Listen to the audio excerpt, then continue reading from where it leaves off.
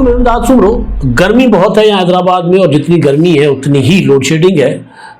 گرمی پاکستان میں ویسے موسمیاتی گرمی تو بڑھنی ہی ہے، لیکن کچھ اور گرمی بڑھنے کا مزید اندیشہ ہے، مزید خدشہ ہے. نئے کٹے کھولے جا رہے ہیں، یا پرانا پروجیکٹ اور دوبارہ قسطوں میں اس کو سامنے لایا جا رہا ہے. 18ویں ترمیم NFC ایوارڈ، اس پر یا اس کو ریوزٹ کرنے کے لیے، اس پر نظر ثانی کرنے کے لیے وفاقی حکومت نے صوبوں کو لکھ دیا ہے کہ جناب دسیں بتائیں وسائل کی تقسیم، NFC اور دیگر معاملات جو ہیں ان پر کچھ ذرا کوئی تبدیلی یا کوئی معاملات آگے کیے جائیں. تو ظاہر اب یہ ایک نیا کٹا ہے، اور اس کٹے میں کھل کر اچھا خاصا مسئلہ پیدا کرنا ہے. میں پرانا پروجیکٹ اس کو کیوں کہہ رہا ہوں وہ میں نے آپ کو بتانا ہے آگے چل کے. وزیر اعظم شہباز شریف صاحب کا دورہ بیلاروس کا، اور دورہ بیلاروس پہ انہوں نے ملاقاتیں کی ہیں، اور ملاقاتوں میں لگ رہا ہے کہ انہیں بڑی کامیابی ملی ہے. خاص طور پر بیلاروس کے جو صدر صاحب ہیں الیگزینڈر صاحب، ان کے ساتھ ملاقات کے بعد اور جو وہاں پر کمٹمنٹس ہوئی ہیں کہ پاکستان 1.5 لاکھ ہنرمند نوجوان جو ہے بیلاروس بھیجے گا. بڑی زبردست اپرچونٹی ہوگی نوجوانوں کے لیے. یہ ایک معاملہ ہے، اور ایک معاملہ ہے مہک ملک صاحبہ، بڑی خبروں میں رہتی ہے ہمیشہ. خاص طور پر پنجاب کا جو فیصل آباد ریجن ہے، بہاولپور ریجن ہے، سرگودھا ریجن ہے، وہاں کی وہ سپر اسٹار ہیں، اور بڑا خوبصورت ڈانس کرتی ہیں، اور ڈانس کی وجہ سے تو بہت مشہور تھیں ہی.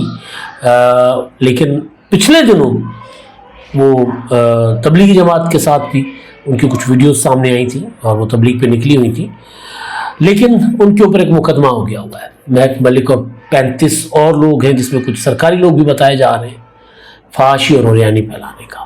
کہاں مقدمہ ہوا ہے، کیا ہوا ہے، وہ میں نے آپ کے سامنے رکھنا ہے، کیونکہ اس طرح کے مقدمات چلتے رہتے ہیں. تو بات آغاز PSL سے PSL 10 کا افتتاح ہو چکا ہوا ہے.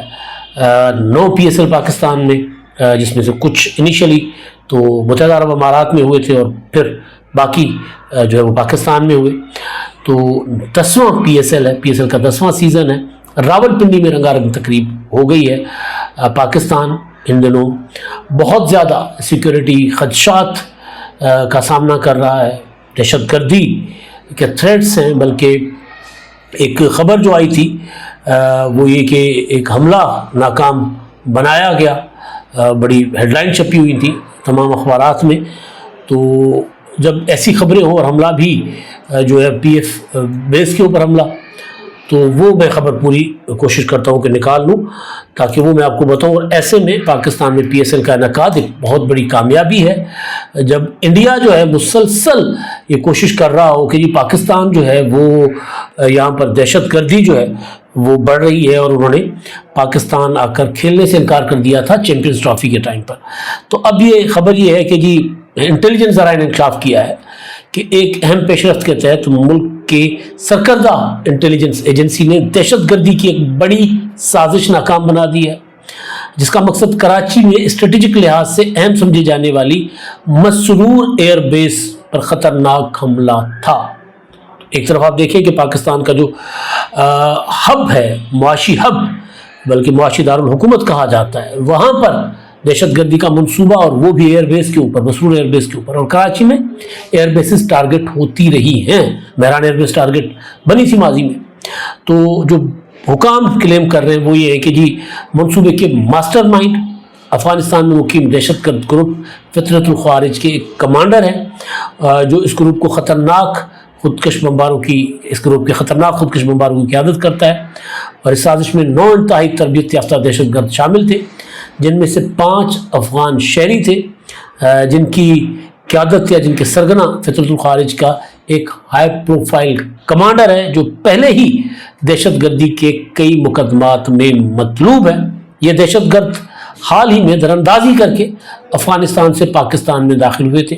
یہ لوگ طے شدہ مقام پر ایئر بیس میں دراندازی کر کے داخل ہونے، اس پر قبضہ کرنے، طیاروں اور انفراسٹرکچر کو تباہ کرنے، اور ایئر بیس کو زیادہ سے زیادہ دیر تک اپنے قبضے میں رکھنے کا ارادہ رکھتے تھے. ان کا مقصد زیادہ سے زیادہ نقصان پہنچانا اور موت تک ایک طویل बंदूक बरदार लड़ाई करना था, यानी जब तक मारे नहीं जाते तब तक वहाँ पर उन्होंने जो नुकसान पहुँचाते रहना था। ये ऑपरेशन मुबैना तौर पर अफगानिस्तान में मुकीम फितनतुल ख़वारिज की आला क़यादत की बराह रास्त निगरानी में किया गया था। इसमें तकरीबन 13 माह की मनसूबाबंदी शामिल थी। दहशत गर्दों ने एयरबेस के करीब रिहाइश अख्तियार कर रखी थी और इलाके के वसी पैमाने पर जांच पड़ताल यानी वैकी उन्होंने की।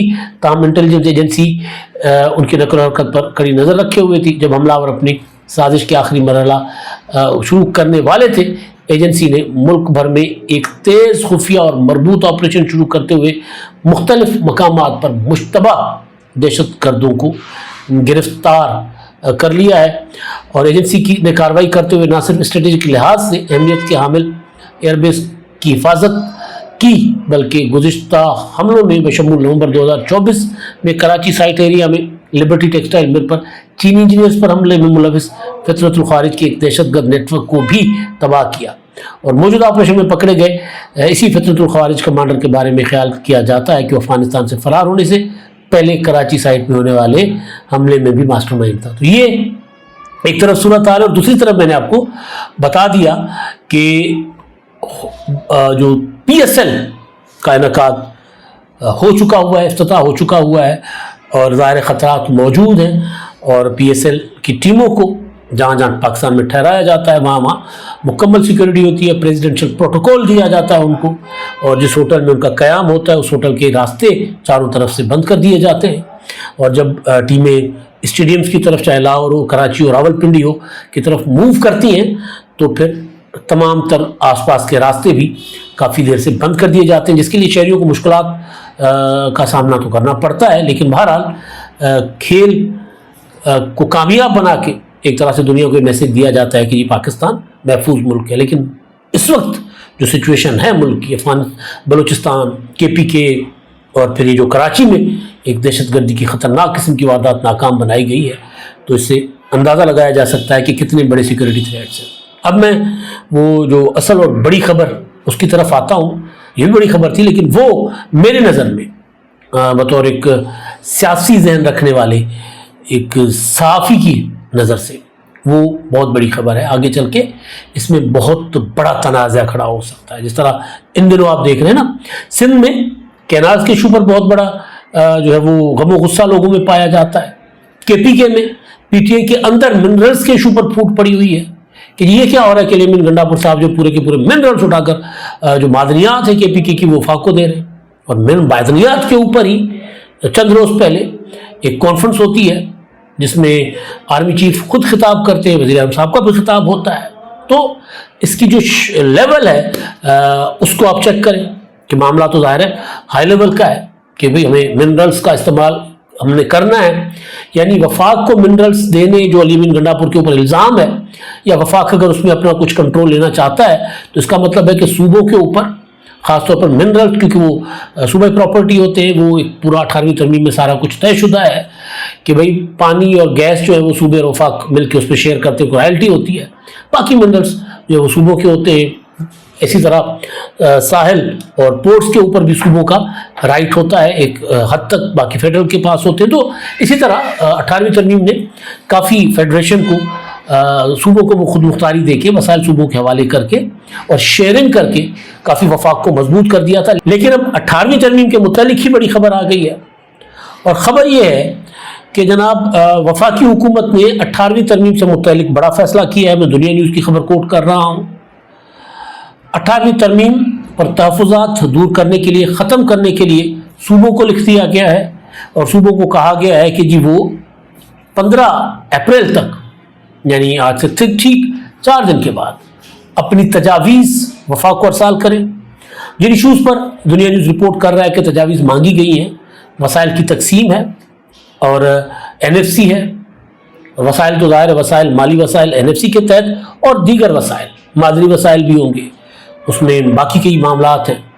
तो उसके ऊपर जो है वो कहा गया है कि जिस सूबों को कहा गया कि अपनी अपनी राय दे दें, हम इसको रिविज़िट करने का जो खबर से लग रहा है कि वफाकी हुकूमत रिविज़िट करना चाहती है।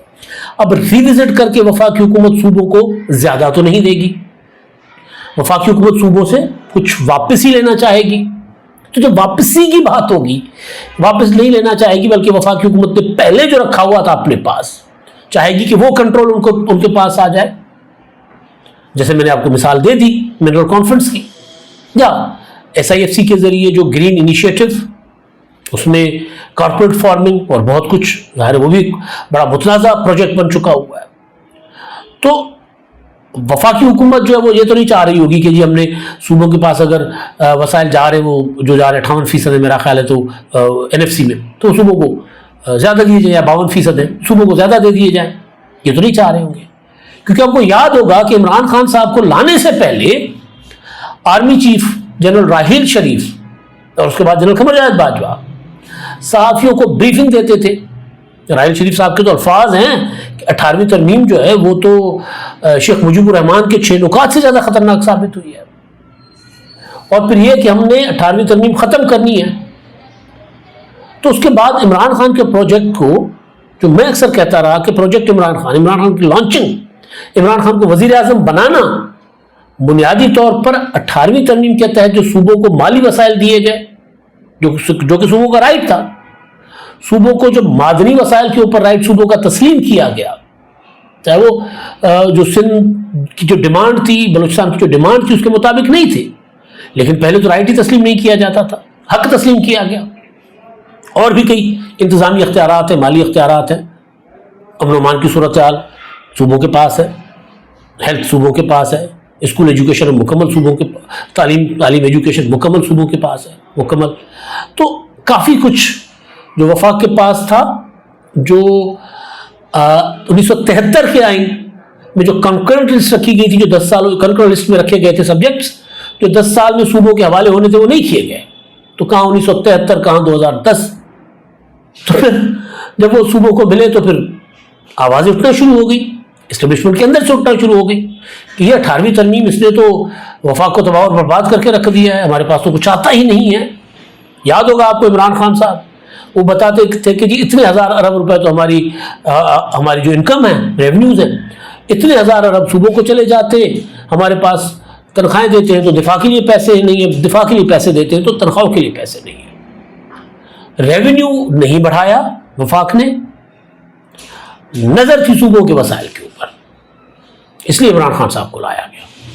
لیکن کیونکہ عمران خان صاحب اتنے کھلنڈرے پلیئر تھے کہ جو پروجیکٹ تھا وہ کبھی فیصل روڈا کے ذریعے NFC ایوارڈ پر کا مذاق اڑانا شروع کر دیا گیا 18ویں ترمیم کا، کبھی کسی کے ذریعے، کبھی کسی کے ذریعے، کبھی عمران خان صاحب جو تقریریں کر لیتے تھے.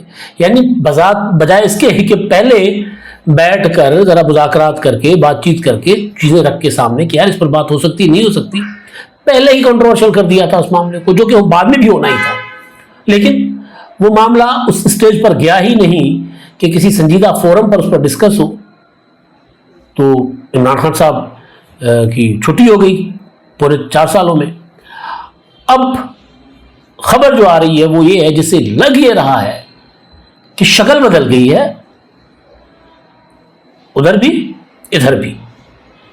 لیکن وہ جو 18ویں ترمیم اور NFC ایوارڈ اور صوبوں کو کا جو حق تسلیم کیا گیا وسائل کے اوپر، وہ حق جو ہے وہ ختم کرنے کا جو سوچ تھی، ذہنیت تھی، وہ وہی کی وہی موجود ہے، وہ وہی کی وہی موجود ہے. تو اگر یہ جو خبر ہے ٹھیک ہے، اور پھر اس پر ظاہر ہے صوبے اپنا انپٹ دیں گے، تو میں یہ بات وثوق سے کہہ سکتا ہوں، کہنے کی پوزیشن میں ہوں کہ صوبے نہیں لگتا کہ جو چاہا جا رہا ہے اس کی سپورٹ کریں گے. تو ظاہر ہے پھر صوبے کسی اور اس سے انکار کر دیں گے. تو اگر زبردستی صوبوں سے بات منوانے کی کوشش کی جائے گی کہ وہ NFC میں وسائل میں اپنا شیئر سرنڈر کریں، تو پھر نیا کٹا کھل جائے گا، نئی صورتحال پیدا ہوگی. پھر وہ صورتحال ممکن ہے کہ جو سندھ میں کینارز کے خلاف ایک لاوا پکا ہوا ہے، جو گرمی ہے، وہ شاید بڑھا دے پاکستان کی وفاقی سیاست میں بھی، اس کا جو ہے وہ زیادہ شدت آ جائے اس ساری صورتحال میں، صوبائی خود مختاری کے حوالے سے، صوبوں کی مالی وسائل کے حوالے سے. آپ دیکھیں نا KPK میں علی بن گنڈا پر ایک بل لائے منرلز کے اوپر، تو PTI کے اندر ہی جھگڑا شروع ہو گیا کہ جی یہ تو سارا کا سارا اٹھا کے وفاق کو دینے کی کوشش کر رہے ہیں لیمن گنڈاپور صاحب، اور ٹائمنگز جو ہیں وہ منرلس کے اوپر کانفرنس کا ہونا، بل کا آنا، تو یہ ساری ٹائمنگز یہی بتا رہی ہیں کہ کچھ نہ کچھ کہیں نہ کہیں پس پردہ چل رہا ہے۔ آغاز کے پی کے سے ہوا ہے، آگے چل کر باقی صوبوں میں بھی کوئی اس طرح کی کوشش کرنے کی کوشش کی جا سکتی ہے۔ آخری چیز ہے جی مہک ملک صاحبہ، جی بڑے مشہور رقاصہ ہیں اور دنیا ان کی دیوانی ہے، کروڑوں ان کے پرستار ہیں، اور پنجاب کا وہ علاقہ، ویسے تو پورا کا پورا پنجاب، لیکن جس کو جانگلی بیلٹ کہتے ہیں، فیصل آباد، سرگودھا اور یہاں تک آتے ہوئے یہ جو بہاول نگر بہاولپور کا علاقہ ہے، اکھاڑے کا علاقہ، یہ سارا بیلٹ اور لاہور تک۔ لیکن پاپولر وہ ہر شادی جو کسی امیر کی ہوتی ہے، جو ایک شادی پر کروڑوں روپے خرچ کرتے ہیں، ان کی کوشش یہ ہوتی ہے کہ مہک ملک جو ہیں وہ وہاں پر آ کر ڈانس کریں، اور مہک ملک کے اندر فنکارانہ تمام صلاحیتیں ہیں، بڑا خوبصورت ڈانس بھی کرتی ہیں، بڑے خوبصورت جیسچرز بھی دیتی ہیں۔ وہ پچھلے دنوں کچھ مولوی حضرات ان کے ساتھ، ان کی تصاویر تھی، لوگوں نے اس کے اوپر ان کو ٹرول کیا تھا مولوی حضرات کو، وہ ان کے بچپن کے کچھ دوست بھی تھے، تو ایک ہی علاقے کے گلی محلے میں کھیلے بڑے ہوئے۔ طارق جمیل صاحب کے حوالے سے بھی ان کی کافی ساری چیزیں سامنے آئیں، کیونکہ وہ دوسرا پھر تبلیغی جماعت میں بھی مہک ملک صاحبہ جو ہے وہ انہوں نے ان کی انٹری نظر آئی، تو اب ان کے اوپر ایک مقدمہ ہو گیا۔ وہ مقدمہ ہوا ہے منڈی ازمان کا ایک گاؤں ہے، وہاں پر کوئی شادی تھی کسی بااثر شخص کی، سرکاری ملازمین بھی موجود تھے۔